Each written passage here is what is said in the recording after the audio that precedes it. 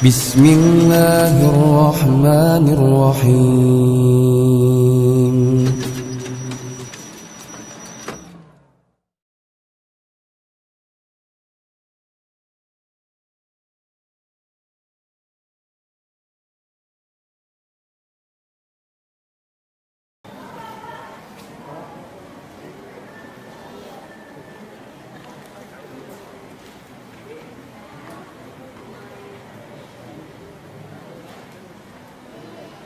Bismillah, Assalamualaikum warahmatullahi wabarakatuh.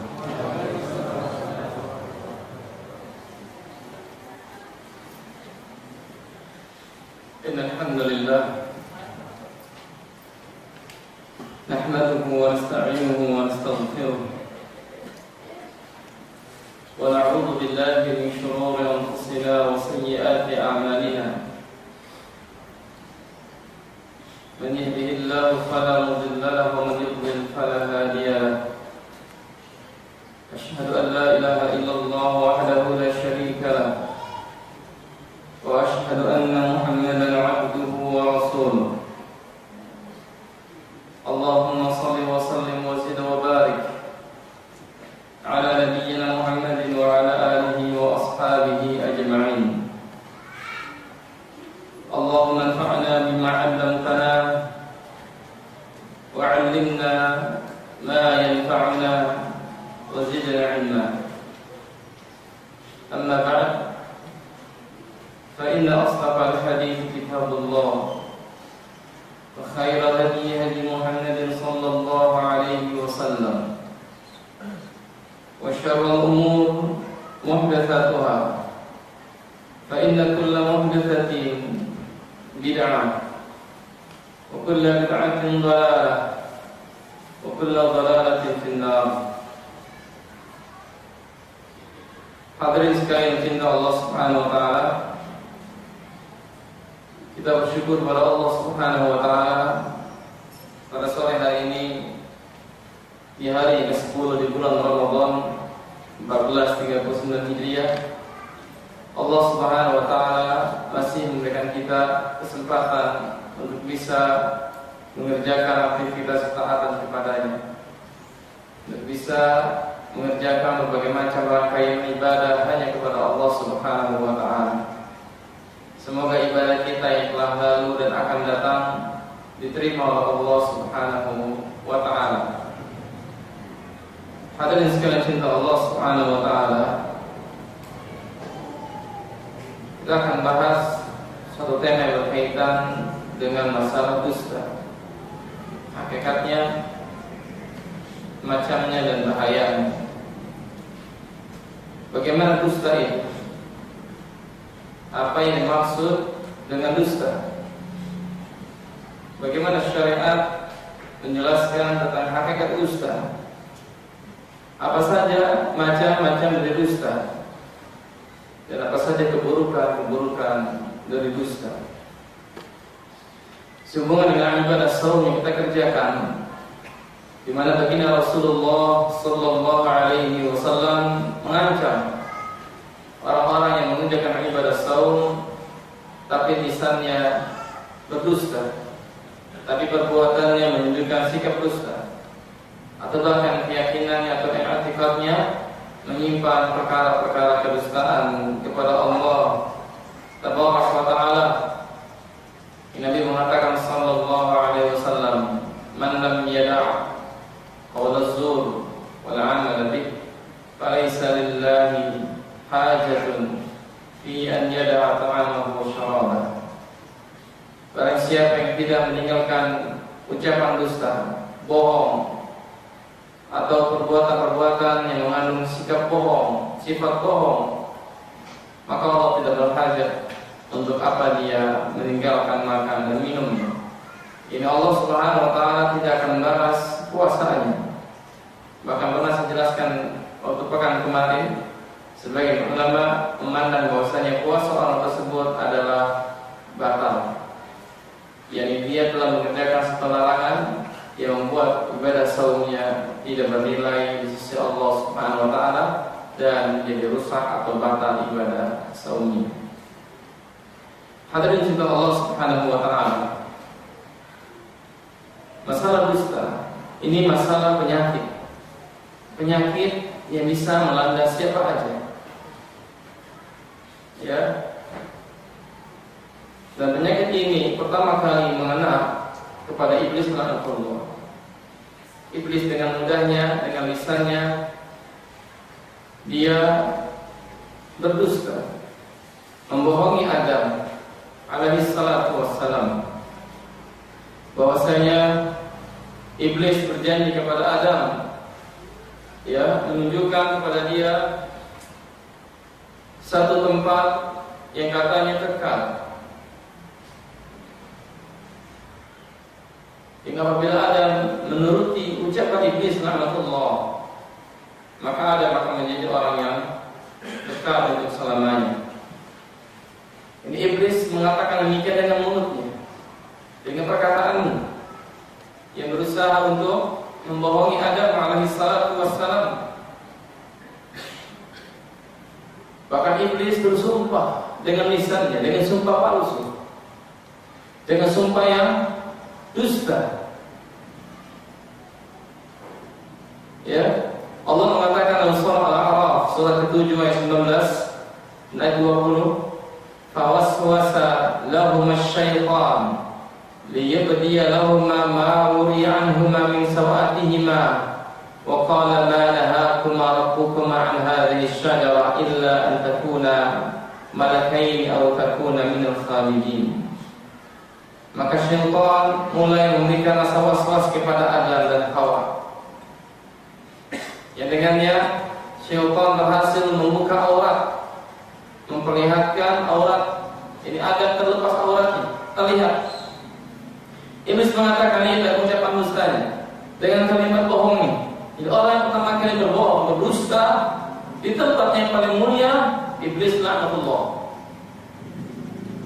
Apa kata iblis? Wa qala ma nahakuma rabbukuma an hadhihi asy-syajara illa an takuna malakaini aw takuna minal khalidin.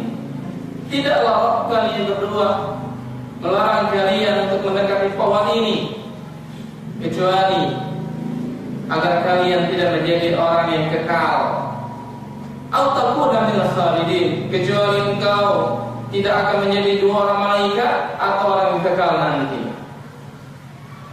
Wa qasamahuma inni lakuma laminal nasihin.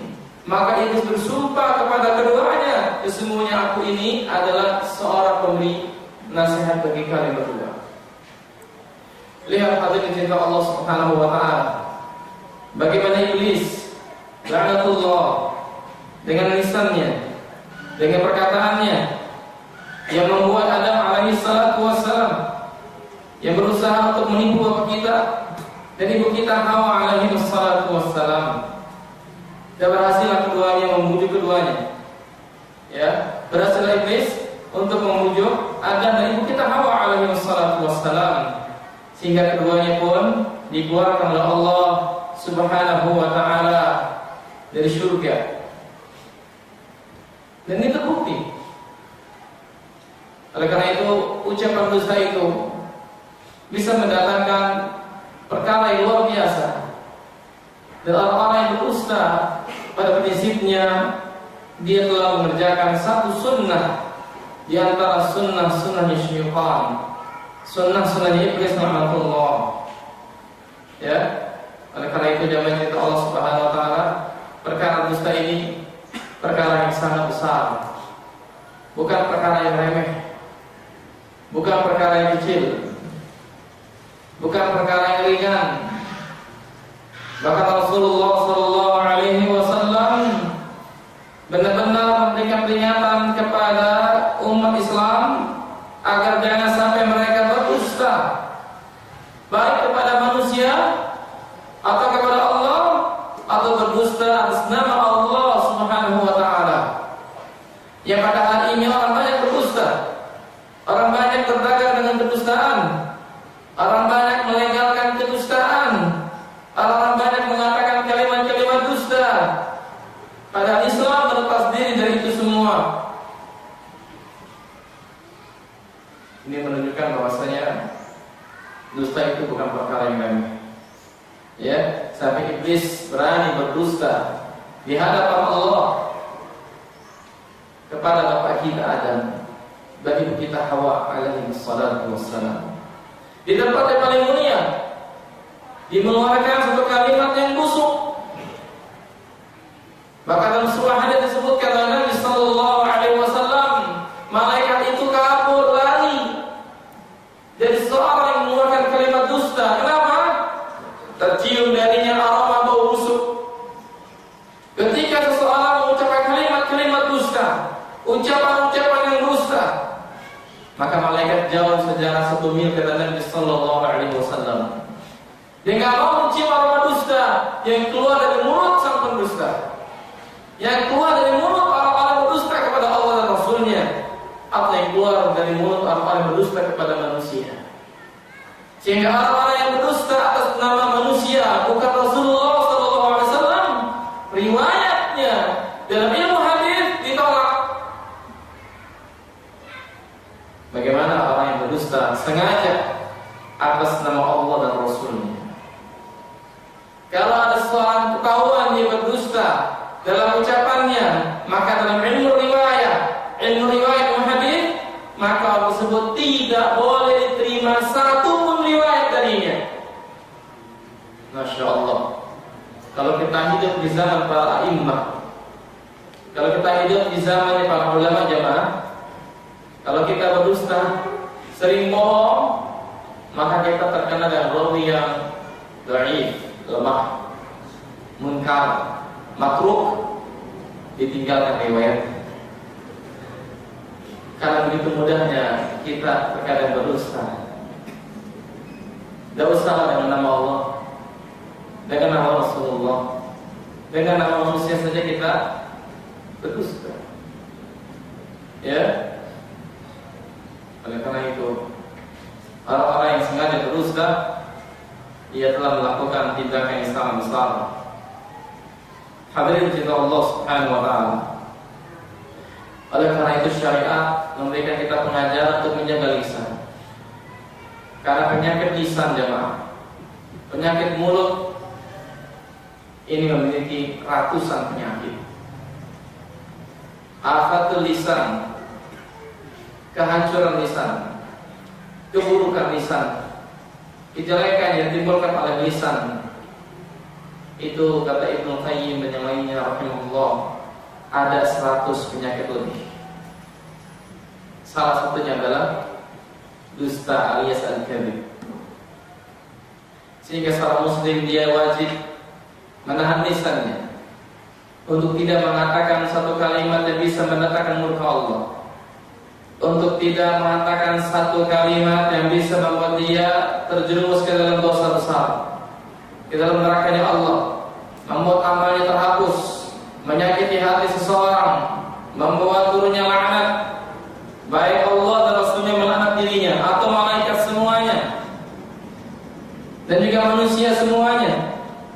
Maka kita jangan cinta Allah, kita harus menjaga lisan kita agar jangan sampai yang keluar dari mulut kita kecuali kalimat-kalimat yang baik, kalimat-kalimat yang khair, kalimat-kalimat yang mengandung manfaat, kalimat-kalimat yang bisa membuat kita bahagia dunia serta akhirat, kalimat-kalimat yang bisa membuat Allah ridha kepada kita, kalimat-kalimat yang dengannya para malaikat Allah mendoakan kebaikan buat kita.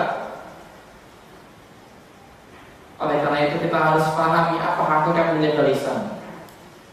Ya, kata Ibnu Qayyim rahimahullah dalam kitabnya Ad-Da'u wad-Dawa, beliau mengatakan Muhammad lafadha fa hafidhaha bi an la yukhrija lafdhatan da'i'atan bal la yatakallam illa fi ma yardi fi ribh wa ziyadah fi din. Adapun dari segi ucapan, maka menjaganya, hendaklah seseorang itu tidak mengucapkan satu kalimat yang sia-sia. Ingat, satu kalimat yang sia-sia jemaah. Jangan sampai keluar dari mulut kita kalimat yang sia-sia, yang tidak ada manfaatnya, yang tidak ada pahalanya, yang tidak ada faedahnya, yang tidak ada kebaikannya sama sekali, baik bagi dunia kita apalagi akhirat kita kepada Allah. Bi'an la yukhrija lafdhatan da'i'atan, agar jangan sampai seseorang itu mengeluarkan dari lisannya satu lafaz, satu kata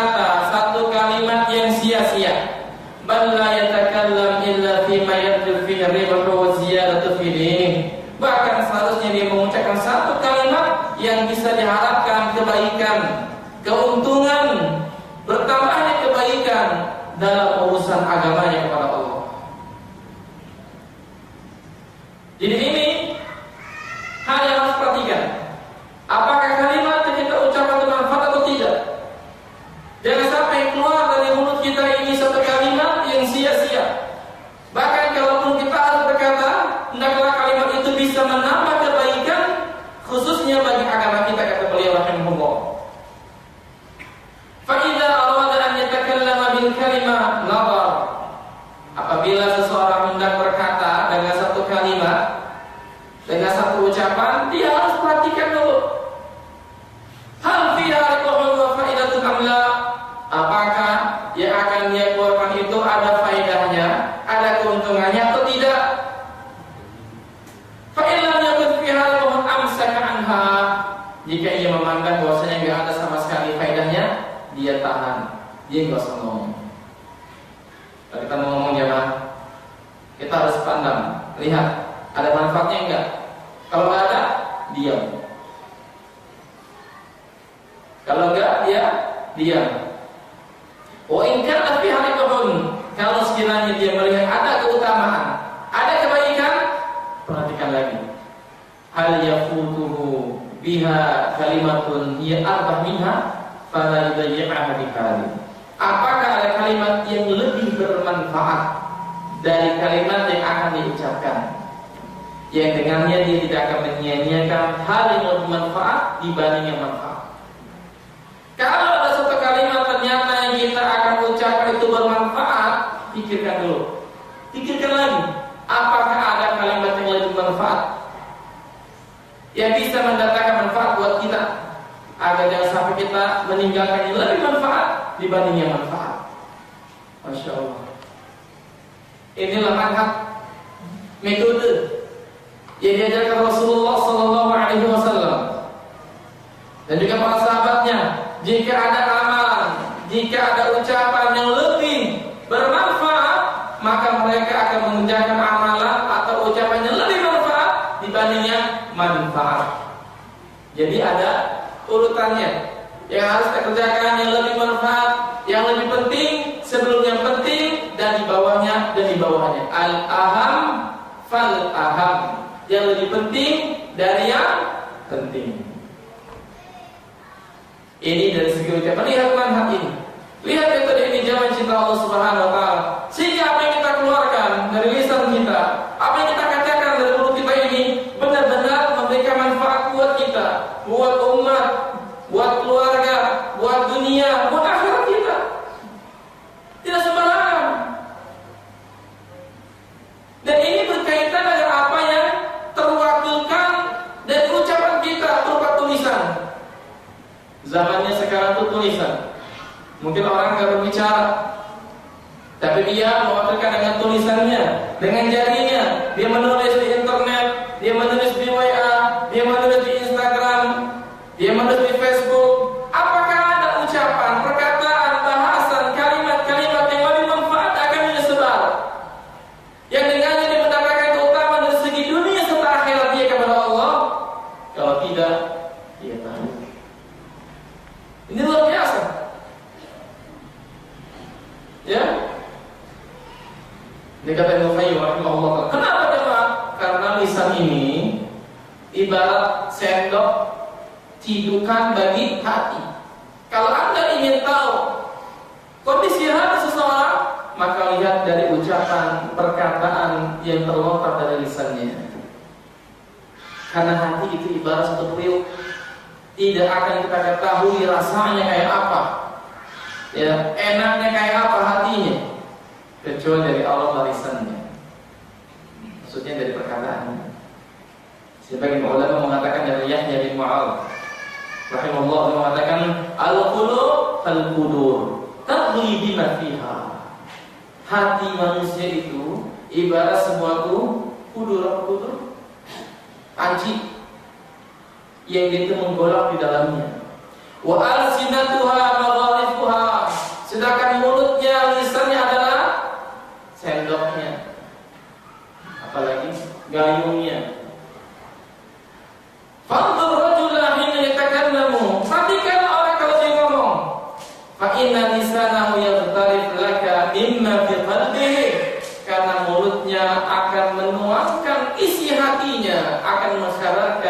hatinya, engkau akan tahu.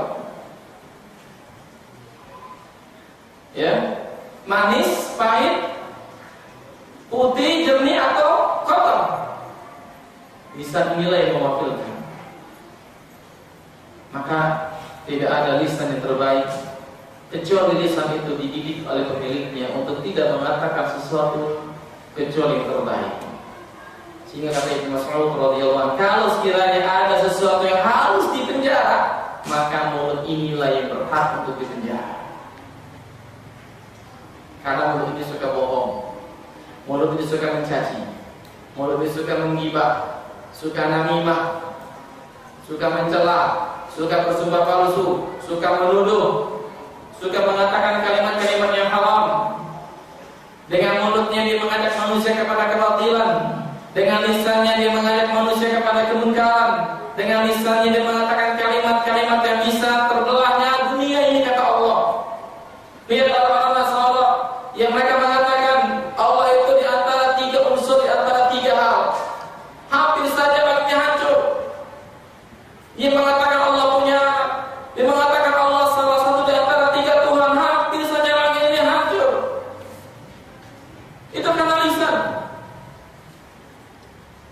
Begitu juga para sahabat radhiyallahu anhum ajma'in, bisa mereka menyampaikan satu riwayat yang bersumber dari lisannya Rasulullah, mereka tentang, mereka hadirkan dengan lisannya manusia.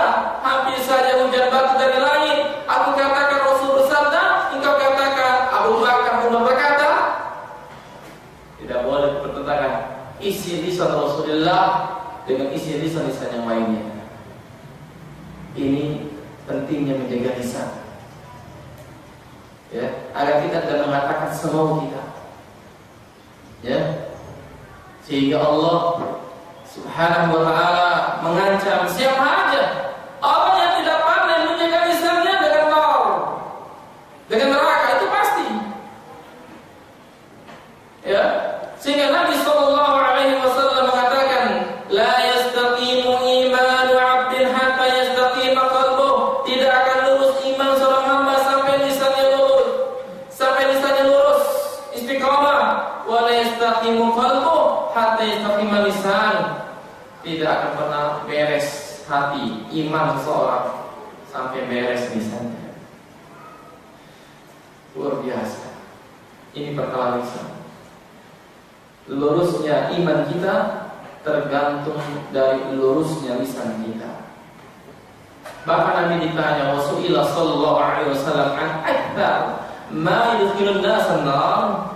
Nabi ditanya tentang apa sih yang paling banyak membuat manusia masuk neraka? Nabi katakan al-fam wal farj, mulut dan kemaluan. Hadis ini sahih, dikeluarkan oleh Tirmidzi rahimahullah ta'ala. Oleh karena itu jangan mencinta Allah SWT, dusta. Ini salah satu kekejian lisan, salah satu keburukan lisan, salah satu penyakit lisan yang terberat. Sehingga masalah dusta ini telah menjadi hal yang sangat buruk di mata semua agama. Bukan hanya Islam, bukan hanya Al-Quran dan Sunnah yang memandang dusta itu satu keburukan yang besar, tapi semua agama, apapun itu namanya, maka mereka menganggap dusta, ucapan bohong, satu tindakan yang sangat buruk. Tidak ada kebaikan padanya, kecuali sesuatu yang diberikan rukhsah, keringanan, yang dipandang dalamnya ada kemaslahatan yang paling besar. Itu pun kalau Allah dan Rasulnya meridai. Sehingga kata sebagian ulama, mereka mengatakan innal kadhiba min qaba'ihil qulub wa fawahishil 'uyub wa qad kana qabihan fil jahiliyah kama huwa madhmun fil Islam. Sesungguhnya dusta, bohong itu di antara seburuk-buruk dosa dan sejelek-jelek aib. Dosa yang paling buruk, dosa yang paling jelek, aib yang paling buruk, dusta. Wa qad kana qabihan fil jahiliyah kama huwa madhmun fil Islam. Dan dusta itu dipandang buruk pada masa jahiliyah dan dan juga dipandang sangat buruk pada masa Islam. Jadi orang-orang jahiliyah jamaah, mereka menganggap satu kalimat dusta itu sangat buruk. Buruk sekali. Walaupun dia menyembah berhala, walaupun mereka menyembah selain Allah Tabaraka wa Ta'ala, walaupun mereka mengingkari berbagai macam arkanul iman, rukun-rukun iman, mereka tidak beriman kepada Allah dan Rasulnya, tapi masalah dusta mereka sangat-sangat aib memandangnya. Bukan berarti kita membela orang-orang jahiliyah, tidak. Tapi mereka, seburuk iman mereka itu, sejelek akidah mereka, yang mereka beribadah kepada selain Allah, mereka pun mengatakan dusta adalah seburuk-buruk perangai. Tentunya mereka mengatakan demikian dengan apanya? Dengan muruah, dengan akhlak yang ada pada mereka, dengan tabiat insaniyah yang Allah berikan kepada dia. Bahwasanya dusta itu buruk, dusta itu jelek, dusta itu penyakit yang sangat besar. Ya, mana yang cinta Allah Subhanahu wa Ta'ala. Lalu apa itu dusta? Ya, kata para ulama, dusta itu di sini bawakan oleh Imam Nawawi. Beliau mengatakan wa'alam anna madhhab ahli sunnah anna al-kadhiba huwa al-ikhbaru 'ani syai' bi khilafin ma huwa sawa'un ta'ammadta dhalika am jahilta, lakin la ya'thamu fil jahli wa innama ya'thum fil 'amdi. Wa dalilu ashabina taqiyyin Nabi sallallahu alaihi wasallam man kadaba 'alayya muta'ammidan falyatabawwa maq'adahu minan nar. Ketahuilah bahwasanya mazhab Ahlus Sunnah, mereka mengatakan bahwasanya dusta adalah engkau mengkhabarkan sesuatu yang berbeda dari hakikat sebenarnya, sengaja atau tidak sengaja, itu dusta. Jadi dusta adalah kita mengkhabarkan, kita menceritakan, kita menjelaskan, kita menyampaikan tentang satu hal yang berbeda dengan kondisi yang sebenarnya. Itu dusta namanya. Sengaja atau tidak sengaja. Yang masalahnya, kalau orang itu sudah biasa berdusta, maka dusta itu menjadi akhlaknya dan perangainya. Ya sengaja atau nggak sengaja, yang terjelas buat kita orang itu biasa berdusta. Jadi dusta menjadi akhlak dia kesehariannya. Sehingga kalau dia berdusta bukan dari akhlak dia. Hal yang aneh kalau dia berdusta. Ya. Dan orang yang berdusta itu berdosa di saat dia sengaja, dan dia nggak sengaja berdusta maka dia nggak berdosa, tapi tetap ucapannya dinilai dusta. Kalau ada orang tidak sengaja berdusta, bukan maksud dia untuk berdusta, ya, maka dia nggak berdosa, tapi ucapannya terhitung dusta. Kenapa? Karena dia telah mengabarkan tentang satu hal yang berbeda dengan kondisi aslinya. Ini dusta. Ini dusta. Ini bahaya. Kalau dia berhasil dalam hal ini, maka untuk kedua, tiga, empat, seterusnya dia akan menjadi akhlak. Dia berhasil membodohi seseorang, membohongi seseorang, maka hal itu akan dia terus lakukan untuk orang lain, terus menerus, maka menjadi karakter sifatnya dia. Lama-lama akan jadi kesengajaan, ya awalnya dia tidak sengaja. Nah, ini bahaya. Ya, sehingga orang-orang yang dia sengaja berdusta atas nama orang lain, menyamarkan nama orang, sengaja berdusta ketika dia menyampaikan hadis, riwayat dari Nabi, maka dia nggak boleh diambil riwayat apa? Dikhawatirkan dia akan berdusta atas nama Nabi Sallallahu Alaihi Wasallam. Sehingga orang-orang yang dusta tidak boleh diambil riwayatnya, apalagi tentang masalah agama. Kalau dalam masalah kemasyarakatan, kalau ada orang berdusta nggak boleh didengarin ucapannya, nggak boleh percaya. Itu adalah masalah masyarakat, keduniaan, apalagi dalam masalah din agama. Makanya syariat sangat memandang dusta itu sangat buruk. Oleh karena itu, para ulama menyebutkan tentang bahaya dan buruknya dusta. Yang pertama jemaah, ya, dusta itu sangat buruk dalam pandangan jahiliyah.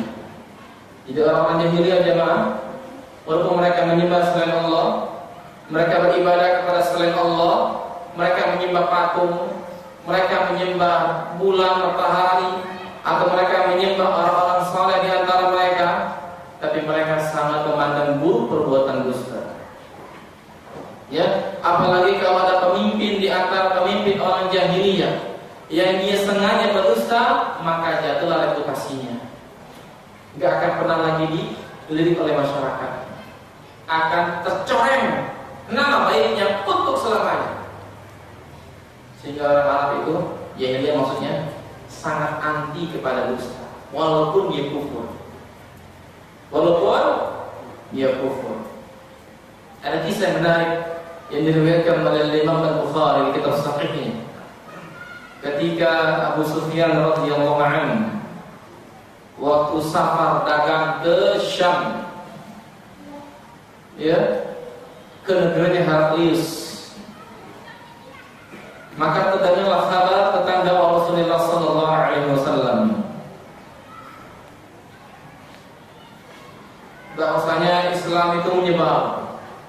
Maka Heraklius memanggil penterjemahnya dan memanggil Abu Sufyan beserta sahabatnya untuk datang ke istana Heraklius. Maka dia mengatakan, ayyukum aqrabu nasaban bi hadzal rajul alladhi yaz'umu annahu nabiyyun. Siapa di antara kalian yang paling dekat nasabnya dengan laki-laki ini, yang Muhammad maksudnya Rasulullah SAW, yang mengaku dirinya seorang nabi? Faqala Abu Sufyan, maka Abu Sufyan mengatakan, faqultu ana aqrabuhum nasaba. Saya orang yang paling dekat nasabnya dengan Rasulullah SAW, dengan Nabi maksudnya. Faqala adnuhu minni, maka Rasul mengatakan, dekatkan orang itu kepada saya, dekatkan Abu Sufyan. Wa qarribu ashabah faj'aluhum inda dhahri, dekatkan pula sahabatnya dan letakkan mereka di belakang orang ini. Jadi Abu Sufyan maju, para sahabatnya ada di belakangnya Abu Sufyan. Waktu itu masih kufur ya, waktu masih kufur. Tsumma qala terjemani, kemudian Rasul berkata kepada penterjemahnya, kullahu, katakan kepada mereka ini, inni sa'ilun hadza rajula, saya akan bertanya tentang laki-laki ini yang mengaku dirinya nabi. Fa in kadzabani fakadzibu. Kalau si Abu Sufyan ini berkata dusta, maka dustakanlah olehmu, wahai teman-temannya Abu Sufyan. Jadi Abu Sufyan ini nanti ditanya oleh Heraklius, yang sebelumnya harus berkata kepada para sahabatnya Abu Sufyan, bilang kepada sahabatnya ini, kalau Abu Sufyan dusta, maka dustakanlah dirimu. Maksudnya ini ucapan dusta. Apa kata Abu Sufyan? Qaulullah, demi Allah. Jadi orang kafir, orang jahiliyah kalau sumpah terkadang dengan Allah. Ya. Fawallah, demi Allah. Laulal haya'u min an ya'thiru alayya kadiban lakadzabtu an. Demi Allah, kalau bukannya rasa malu yang nantinya orang akan menyematkan kepada diriku bahwasanya Abu Sufyan itu pendusta, pastilah aku akan berdusta atas nama Rasulullah. Demi Allah, kalau bukan rasa malu menghalangi diriku, yang nantinya seseorang atau masyarakat akan mencap diriku ini seorang pendusta, pastilah aku akan berdusta atas nama Rasulullah SAW. Luar biasa. Takut Abu Sufyan. Wahai yang musyrik, wahai yang kufur kepada Allah Subhanahu wa taala. Jika kata ulama, wa hadza bila syakkin yadullu ala anna ahlal jahiliyatil ula kanu yastabi'una al-kadhib. Hal ini sebagai dalil tidak ragu lagi bahwasanya orang-orang Arab jahiliyah pertama mereka menganggap begitu buruknya ucapan dusta. Sekarang gimana dengan kita yang beriman kepada Allah? Sukakah kita berdusta kepada manusia? Apalagi zaman sekarang, zamannya dusta. Di momen yang penuh dengan keberkahan ini terkadang orang berdusta. Mumpung katanya Hati-hati jemaah. Ya, banyak sekali sarana dan prasarana orang yang sudah berdusta, membohongi umat, membohongi manusia dengan label tertentu, dengan kata-kata tertentu, dengan slogan-slogan tertentu. Dia membohongi manusia.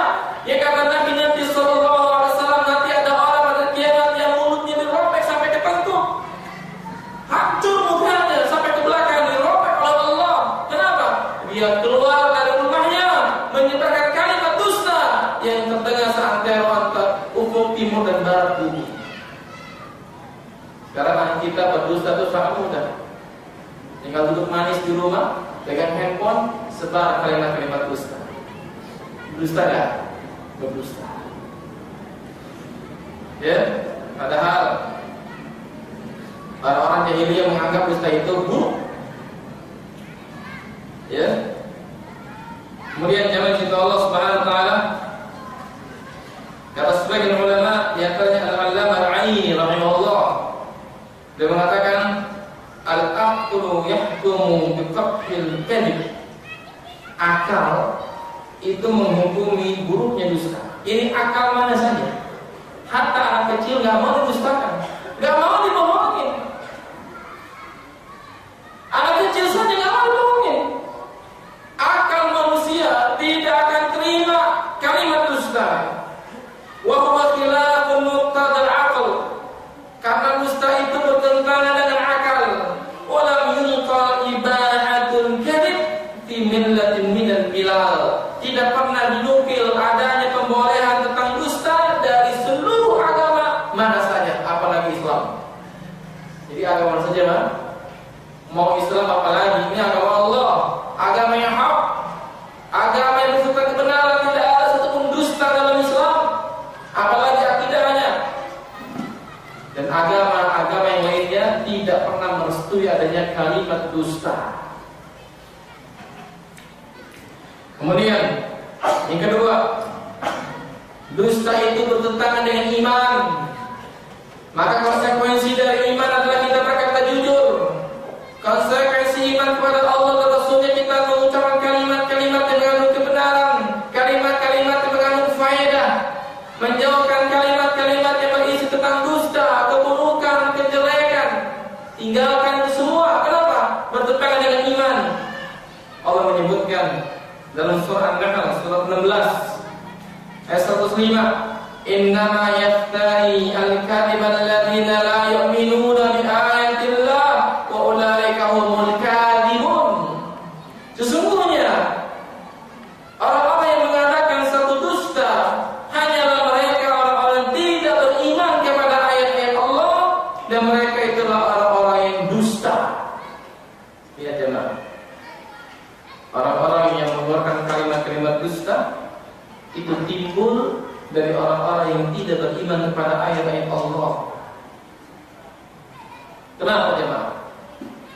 Kenapa Allah jadikan iman yang bisa menjadikan ucapan-ucapan kebaikan? Ya, dan iman itu bertentangan dengan dusta. Tidak sepantasnya orang beriman itu berdusta kepada manusia, apalagi kepada Allah dan Rasul.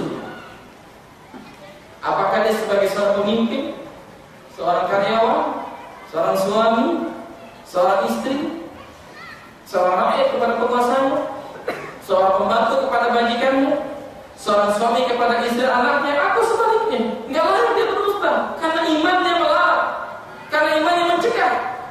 Karena hanya orang-orang yang tidak beriman yang mampu mengeluarkan kalimat-kalimat dusta.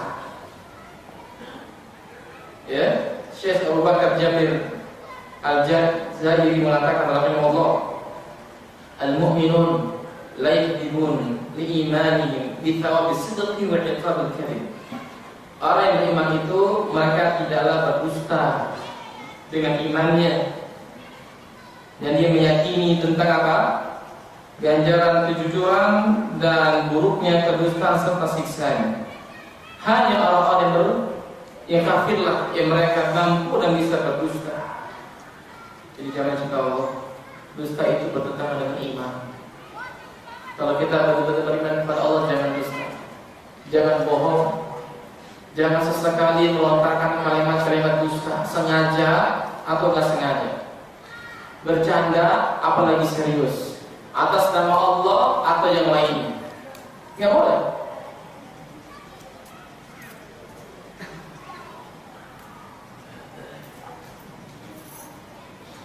Ya. Selanjutnya jamaah cinta Allah Subhanahu wa taala. Di antara keburukan dusta. Dusta itu teman dekatnya syirik. Dusta apa? Qarin syirki, teman dekat. Qarin itu teman yang menyertai. Yang tidak akan pernah lepas kecuali kematian lah yang memisahkannya. Setiap kita ini punya qarin. Ya, qarin itu akan lepas dari kita di saat datangnya maut. Begitupun dusta. Dusta itu tidak akan lepas dari syirik untuk selamanya. Karena dusta merupakan qarin syirki, teman sejawat, teman dekat, CS, soulmate, teman dekat.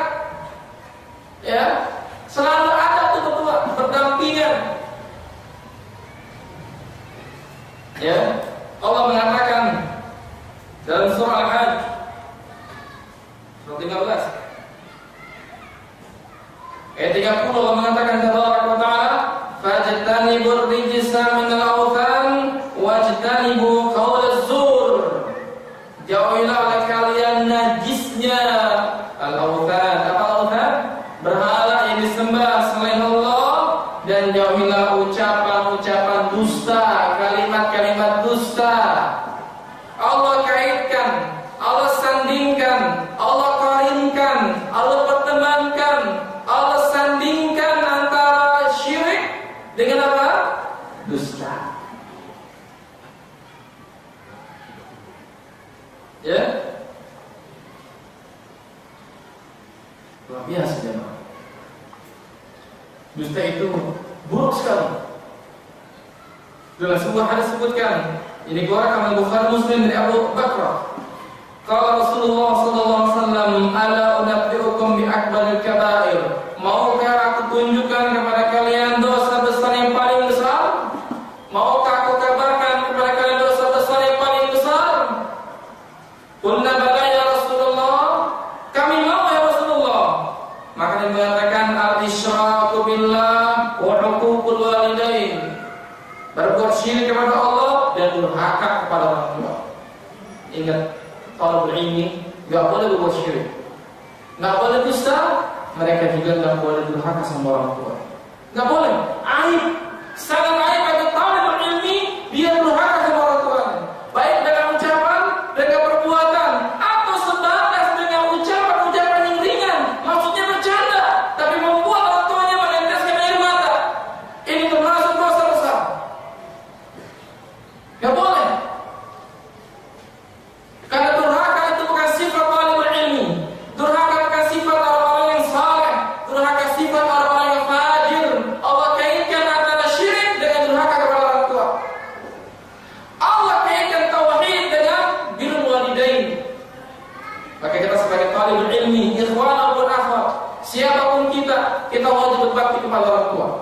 Sehebat apapun kita, setinggi apapun derajat kita, sebanyak apapun gelar kita tetap anak di hadapan orang tua kita. Nggak boleh durhaka, nggak boleh durhaka sama sekali, nggak boleh.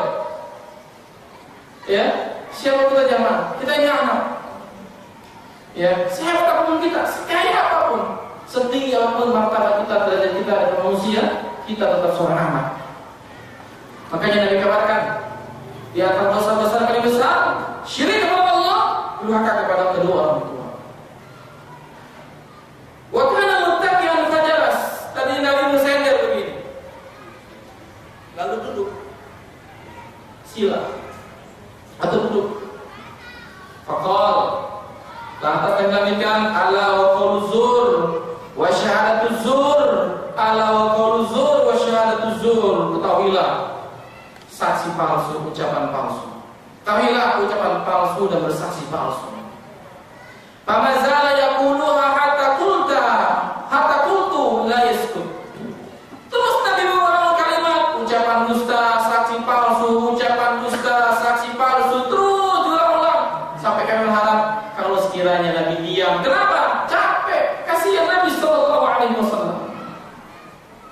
Ya jangan cinta Allah. Bagaimana dusta itu digandengkan datang setelah syirik kepada Allah dan durhaka kepada orang tua. Berarti orang-orang yang mengerjakan kedustaan, dia telah mengerjakan dosa besar di antara dosa yang paling besar setelah syirik kepada Allah Subhanahu wa taala. Ya. Kemudian di antara keburukan dusta, dusta itu sifat orang munafik ini pasti. Munafik ada dua. Ada munafik yang tidak keyakinan, yakni keyakinannya benar-benar kufur kepada Allah, jisimnya, badannya, pakaiannya, secara fisiknya dia menampilkan nilai-nilai keislaman.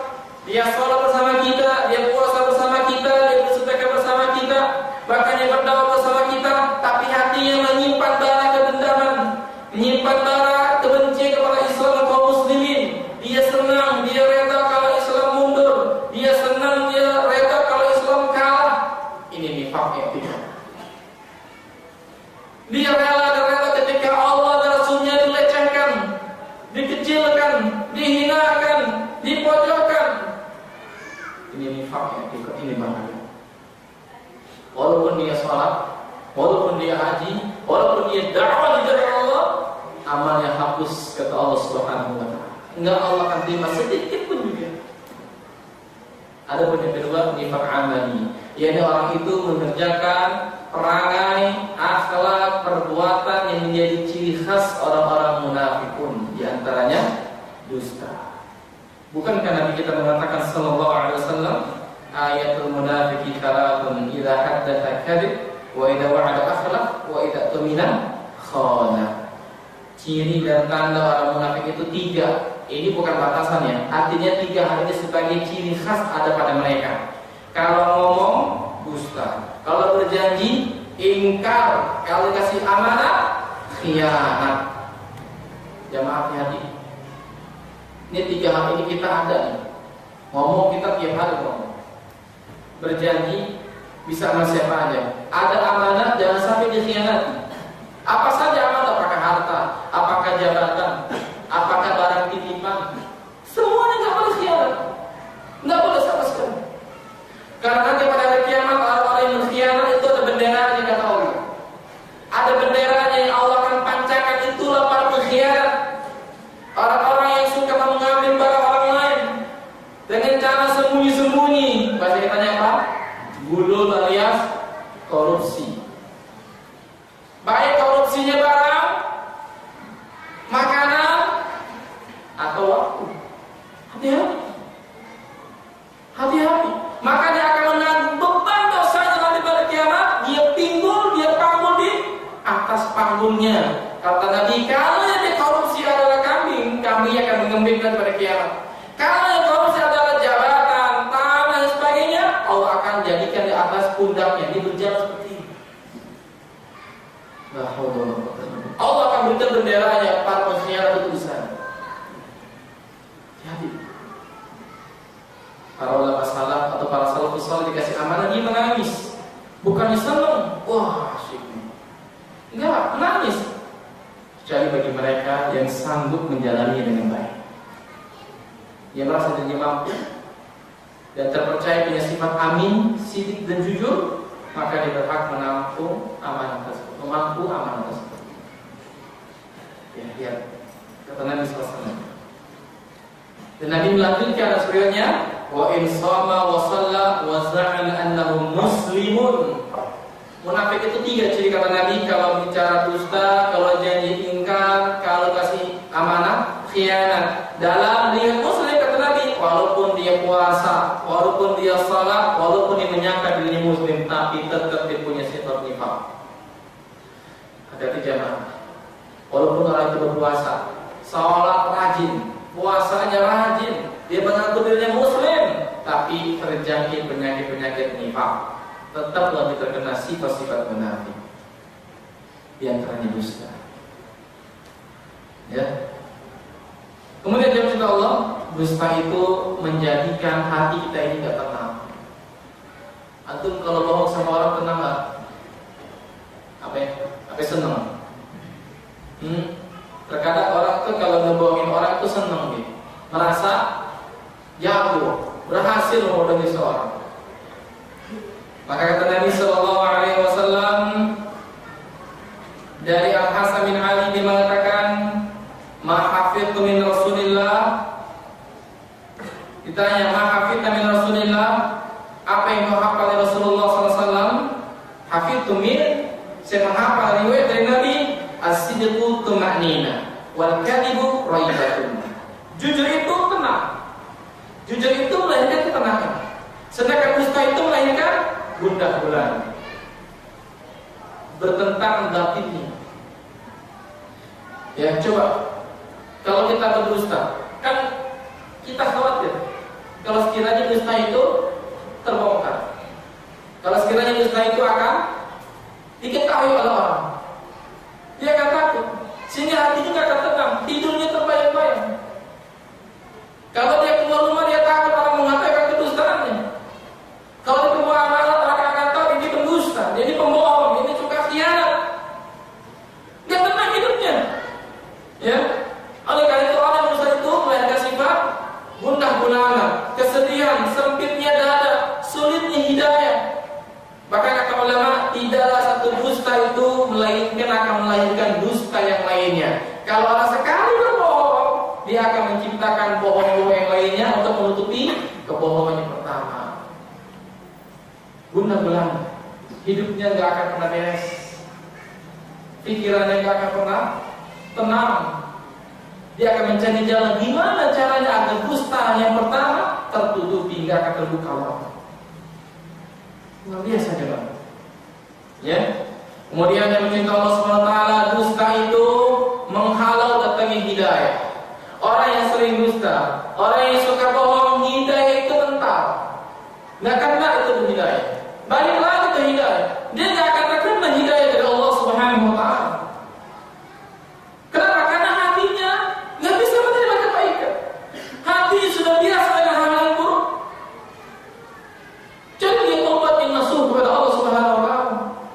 Kecuali hidayah dari Allah pada menyapa hidupnya, menembus hati yang paling dalam, dia akan meninggalkan sifat dustanya kepada Allah juga kepada manusia. Allah menyebutkan dalam surah Az-Zumar surah 39, "Innallaha la yahdi man huwa kadzibun kafar." Sesungguhnya Allah tidak akan menerima orang-orang yang pendusta lagi ingkar. Allah tidak akan kasih hidayah. Kalaupun dia tahu kebenaran jamaah, dia tahu kebenaran, telah sampai kepada dia kebenaran, tapi karena sering dusta, lisannya sering bohong, dia nggak akan mengerjakan kebaikan tersebut. Nggak akan. Sulit bagi dia mendapatkan hidayah benar-benar masuk ke dalam hati dia karena Allah Subhanahu Wa Taala. Ya. Kemudian dusta itu menghalangi dirinya untuk menerima pahala saum dari Allah. Ayatnya, hadisnya telah kita bacakan. Kemudian jangan cinta Allah, dusta itu menjadikan para pedagang orang-orang yang fajir. Ini para pedagang. Nabi memberikan peringatan kepada kita para pedagang. Jangan sampai kita menjadi pedagang yang dusta. Ya, karena para pedagang itu kebanyakan tempatnya di neraka, kata Nabi Sallallahu Alaihi Wasallam. Ya, alhamdulillah.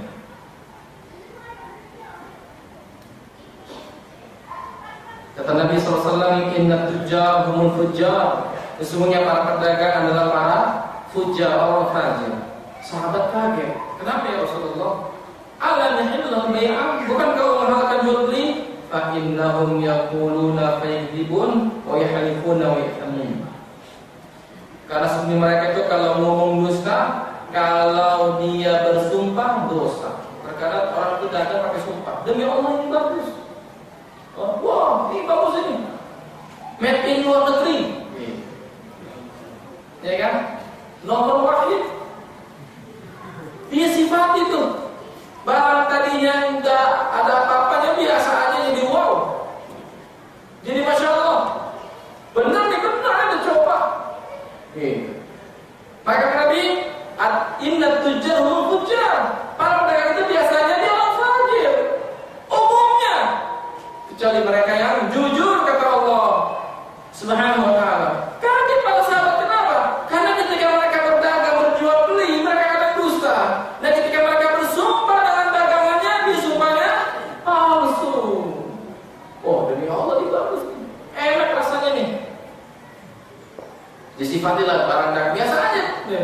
nih. Saya bikin ini susah payah. Resepnya dari Timur Tengah. Masya Allah.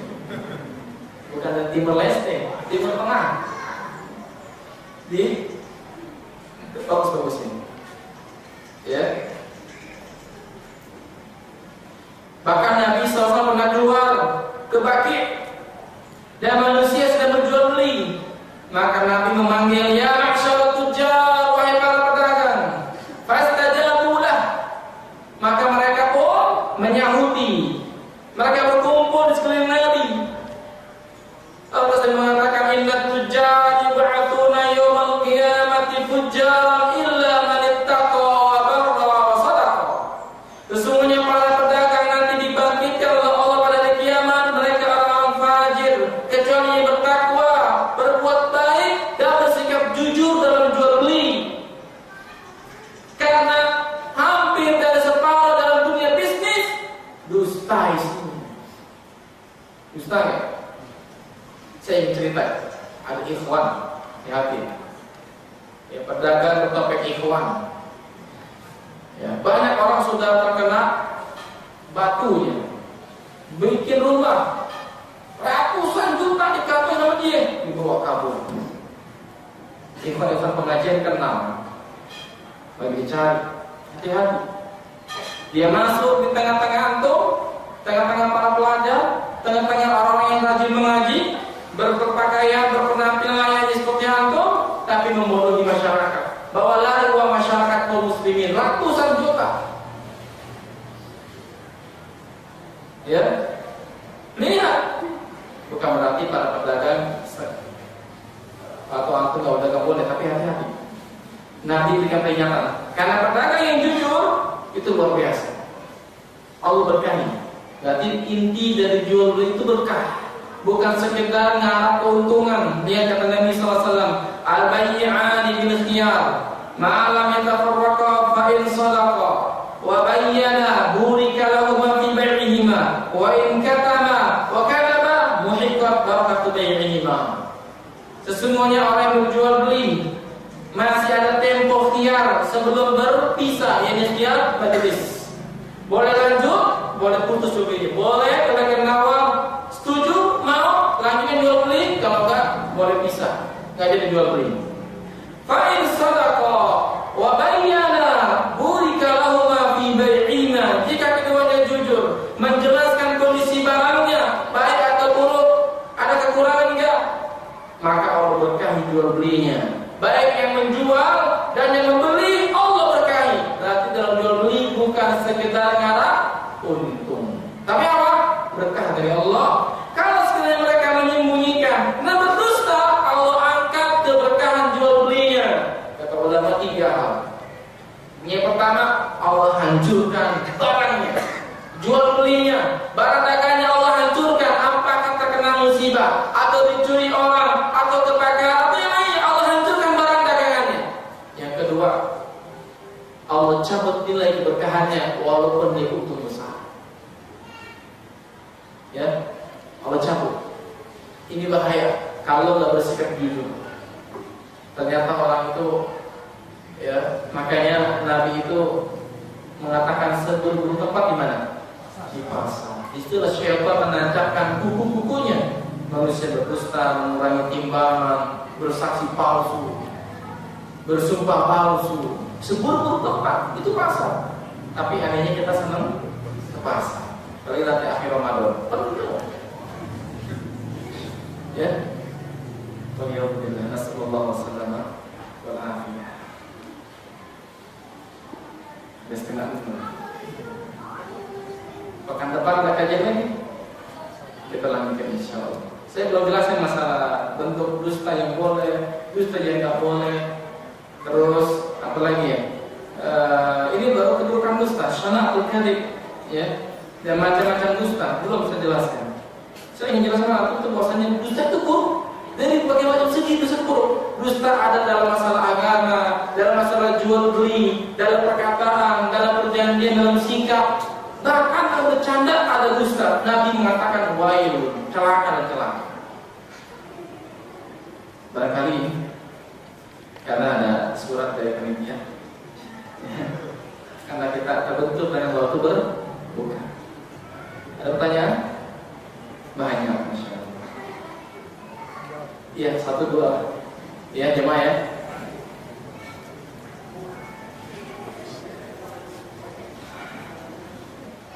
Apa hukum mencukur jenggot dengan alasan peraturan perusahaan?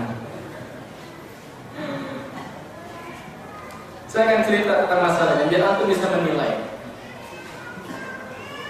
Syekh Al-Karim Hafizahullah Ta'ala, guru kami yang mulia Abdul Hakim bin Abdul Hafizahullah, bercerita dia punya kawan ingin meminang seorang wanita cantik, soleh, ini jenggotan panjang gitu.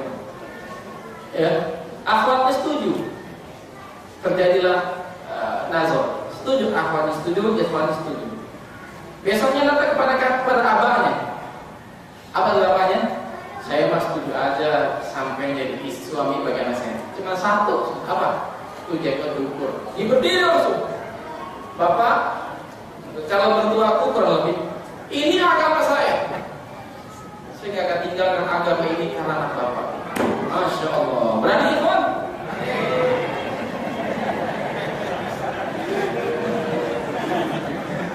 Kalau saya mah berani aja. Gak mungkin hebat. Kalau apa yang katanya gak berani kayak gitu, ya saya kasih 4 jempol. 2 jempol kanan, 2 jempol kaki. Masya Allah. Jawab sendiri. Ya. Kira-kira gimana? Insya Allah, ini baru laki-laki ini. Nggak terima aku sini, banyak akhwat. Aku bilang gitu, ikhwan yang nggak terima, cari ikhwan yang lain, banyak, nggak satu. Ya kan? Ada yang belum nikah di sini kan? Assalamualaikum Ustaz, waalaikumsalam warahmatullahi wabarakatuh. Apakah dusta atau lisan yang buruk itu termasuk apa? Iya, dusta itu akhlak yang buruk, akhlak yang jelek. Ya. Dan bagaimana memperbaiki akhlak yang buruk padahal kami sudah sering kajian tentang Al-Quran dan hadis. Bagaimana belajar adab dan akhlak yang baik. Pertama, harus tahu tentang buruknya dusta. Dusta itu buruk lagi saya katakan. Dusta itu jelek. Enggak ada kebaikan pada dusta kecuali hal-hal yang diberikan rekomendasi oleh Nabi SAW. Itu pun sedikit, enggak semuanya. 1-2 dusta yang dibolehkan. Ya. Yang kedua, dusta itu selain buruk akhlak, yang merupakan sumber bencana. Tadi dijelaskan, hidayah terhalang, pahala bisa hancur, diancam neraka dan sebagainya. Bahkan malaikat menjauh sejarah 1 mil. Orang Indonesia itu nggak mau mencium orang manusia itu bau bangkai, bau busuk. Kata Nabi Sallallahu Alaihi Wasallam. Assalamualaikum warahmatullahi wabarakatuh. 1, 2 nih, 3. Boleh kan nih? Lagi. Bagaimana memahami dalil siapa memberi makan orang yang berpuasa maka baginya pahala seperti orang yang berpuasa tersebut tanpa mengurangi pahala orang yang berpuasa itu sedikit. Artinya dia mendapatkan pahala seperti orang yang berpuasa. Seperti walaupun lebih utama mana? Berpuasa. Hakikat berpuasa itu enggak sama dengan orang yang bukan makan berpuasa. Allah jadikan pahalanya seperti. Sama enggak seperti? Tidak sama secara hakikatnya. Seperti orang mengerjakan 2 rakaat ketika matahari mulai meninggi. Yang bahasa katanya salat sunnah syuruk. Dia berdiam pada subuh, berzikir kepada Allah sampai matahari itu meninggi. Dia salat rakaat apa kata Nabi? Seperti haji dan umrah bersamaku tammatun sempurna. Apa kata ceritanya haji umrah? Haji umrah, tapi pahalanya seperti namun nggak sama. Tapi Allah berikan untuk membuat kita termotivasi mengerjakan kebaikan kepada Allah Subhanahu wa Ta'ala. Ya, ini seperti ikhwan, bukan sama. Kalau bukan hanya sama, maka berapa banyak orang yang akan berpuasa, ngasih makan buat puasa aja. Udah saya nggak puasa lah, saya kasih antum deh buat buka puasa. Karena sama. Bukan itu jamaah maksudnya. Ya. Apakah yang dapat pahala ketika makanan bagi pertama dimakan atau yang setelah itu? Saya nggak ngerti maksudnya apa. Udah ya? Nanti satu lagi. Dan nanti ini disimpan buat besok, insya Allah. Ya sampai sini jemaah. Nanti kita sambung lagi di pekan mendatang dengan materi yang sama. Saya akan lanjutkan dengan dusta-dusta yang lainnya. Ya, semoga kita bisa ambil pelajaran yang besar dari sini. Yang kita jaga lisan kita, jangan sampai mengatakan kalimat-kalimat yang dusta, yang mengandung kedustaan. Subhanaka Allahumma wa bihamdika asyhadu an la ilaha illa anta astaghfiruka wa atubu ilaik. Wassalamualaikum warahmatullahi wabarakatuh.